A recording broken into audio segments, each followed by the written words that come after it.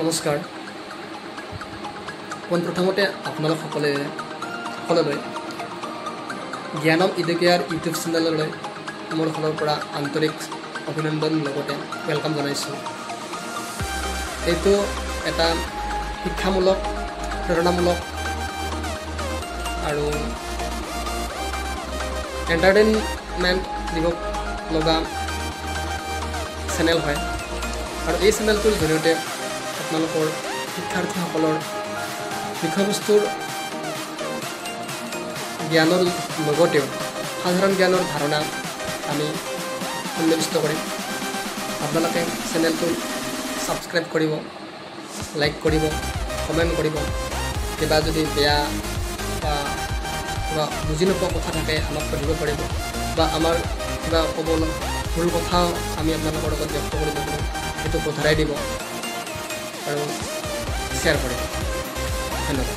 প্ৰথম কথা, শিশুৱে দৈনন্দিন জীৱনত কিদৰে কাৰ্য কৰে। আমি সকলোৱে জানো শিশুৱে সদায় ডাঙৰক দেখিহে অনুকৰণ কৰে। এতিয়া ডাঙৰবিলাকে শিশুৰ আগত যিবিলাক কাৰ্য কৰে তাৰে তেওঁলোকে তাৰ পিছত ভাও ধৰে, আমি সকলোৱে জানো। এতিয়া কথাটো হ'ল, পাৰা পৰ্যন্ত আমাৰ অভিভাৱক অভিভাৱিকাসকলে শিশুৰ আগত কেতিয়াও বেয়া কথা, মিছা কথা আদি উচ্চাৰণ কৰিব নালাগে। যদি আপোনালোকে শিশুটিৰ আগত মিছা কথা কয়, সেইটো তেওঁলোকে মিছা কথা কোৱাৰ যিটো প্ৰৱণতা তেওঁলোকৰ মনতো জাগি উঠে বা জন্মি উঠে, সেইটো আপোনালোকে সদায় গুৰুত্ব দিব। কেতিয়াও পৰাপক্ষত মিছা কথা নক'ব আৰু বেয়া কথাটো ভুলতো নক'ব। যদি আপোনালোকে আপোনালোকৰ ঘৰতে বেয়া কথা কয়, তেওঁলোকে শিশুবিলাকেও স্কুলত হওক, তেওঁলোকৰ সমনীয়াৰ লগত হওক, এইবিলাক কথা উচ্চাৰণ কৰিব। যিমান খং, যিমান ৰাগ নুঠক কিয়, কেতিয়াও ভুলবশতঃ আপোনালোকে বেয়া শব্দ তেওঁলোকৰ আগত উচ্চাৰণ কৰিব নালাগে। দ্বিতীয়তে, শিশুবিলাকৰ আগত যিমান পাৰি ভাল কাম কৰিব লাগে, যেনে সামাজিক কাম, ডাঙৰক শ্ৰদ্ধা কৰা নিচিনা, ডাঙৰক কেনেকৈ শুশ্ৰূষা কৰিব লাগে, বেমাৰীক কেনেকৈ চোৱা চিতা কৰিব লাগে। এতিয়া ধৰি লওঁ আপোনালোকৰ পদূলিত ৰাস্তাটো হয়তো পানী জমা হৈ আছে, তেওঁলোকক লগত লৈ আপুনিয়ে কামটো কৰিব লাগে যে পানীখিনি কিদৰে কাটি দিলে পানীখিনি ৰাস্তাটোৰ পৰা বোকাখিনি আঁতৰ হয়, পানীখিনি নোহোৱা হয়, ৰাস্তাটো শুকায়। এনেকুৱা ধৰণৰ কাৰ্য তেওঁলোকৰ আগত কৰিব লাগে, যাতে আজি শিশু কাইলৈ আপোনালোকৰ ভৱিষ্যত তেওঁলোক, আৰু এই ভৱিষ্যত শিশুটিয়েই ভৱিষ্যতে যাতে তেওঁলোকৰ কাম কাজখিনি ভালদৰে সৎৰূপে কৰিব পাৰে, এইখিনি শিক্ষা আপোনালোকে দিব লাগে। তৃতীয়তে হ'ল, ষ্টুডেণ্টছবিলাক যিমানে স্কুলত ভালদৰে নিশিকক কিয়, ঘৰত আহি নপঢ়িলে সেইবিলাক চব পাহৰি যাবই যাব। চ' এগৰাকী অভিভাৱক হিচাপে এইখিনি বস্তুত সদায় গুৰুত্ব দিব লাগে যে তেওঁলোকে ভালদৰে স্কুলত লিখা নোটছখিনি ঘৰত ভালদৰে চাইছেনে, বা স্কুলত যি শিকাইছে অভিভাৱকসকলে সদায় স্কুলৰ পৰা অহাৰ পিছত বেগবিলাক চেক কৰি প্ৰতিটো বিষয়বস্তুৰ ওপৰত ভালদৰে গুৰুত্ব সহকাৰে তেওঁলোকে লিখিছেনে বা অধ্যয়ন কৰিছেনে সেইটো তদাৰক কৰিব লাগে। আৰু ঘৰত ভালদৰে আহি পোৱাৰ পিছত বহীবিলাক আটাইবোৰ ছাবজেক্টৰে চেক কৰিব লাগে। আৰু আমি এইটোও জানো যে স্কুলত মাত্ৰ 4 পৰা 5 ঘণ্টা সময়হে থাকে, বাকী সময়খিনি আমাৰ অভিভাৱকৰ লগতে কটায়। সেয়েহে এই 4-5 ঘণ্টাত একো এটা বস্তু 100% ৰূপে শিকা নহয় বা শিকা সম্ভৱ নহয়।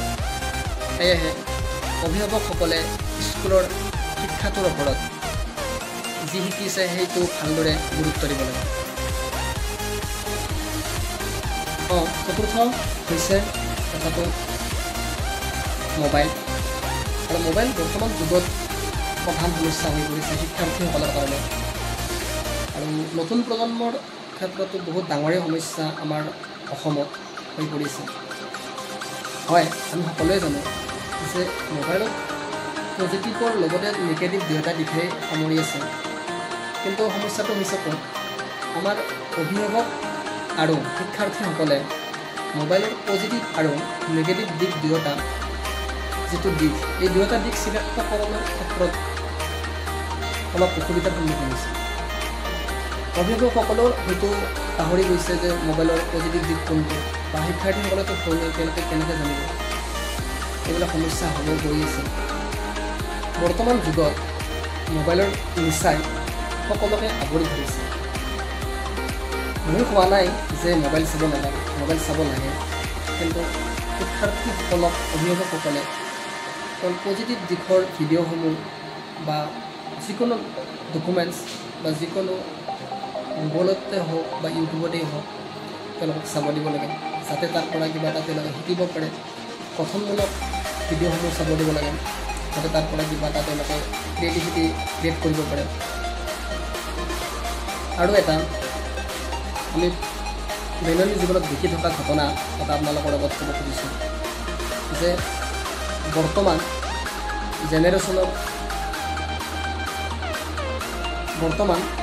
এটা ডাঙৰ সমস্যা হ'ব গৈ আছে। বৰ্তমান জেনেৰেশ্যনৰ শিশুসকলৰ ক্ষেত্ৰত এটা ডাঙৰ সমস্যা হ'বলৈ গৈ আছে। সেইটো যে কিছুমান শিশু এনেকুৱা শিশু আছে যিবিলাকক অভিভাৱকসকলে মোবাইল নহ'লে ভাতকে খাব নোৱাৰে বা একো কাম কাজতে কৰাব নোৱাৰে। সেইটো তেওঁলোকৰ একদম ডাঙৰ সমস্যা হ'বলৈ গৈ আছে। আৰু এই ক্ষেত্ৰত সম্পূৰ্ণ দোষাৰোপ চাগে অভিভাৱকে দিব লাগিব। কাৰণ আপোনাৰ শিশুটোক এনেকুৱা কিছুমান কামত নিয়োজিত কৰক যাতে তেওঁলোকে মোবাইল নোহোৱাকৈ জীৱনটো চলিব পাৰে। কিন্তু বৰ্তমান তেওঁলোকৰ মেইন টপিকটোৱে হৈ গৈছে মোবাইল। মোবাইল হৈছে এনেকুৱা এটা নিচা। মোবাইলৰ ভিডিঅ'সমূহ তেওঁলোকক দেখুৱাই আমি তেওঁলোকক হয়তো বিজি কৰি ৰাখিব পাৰোঁ, কিন্তু শিশু অৱস্থাত তেওঁলোকৰ যিখিনি নলেজ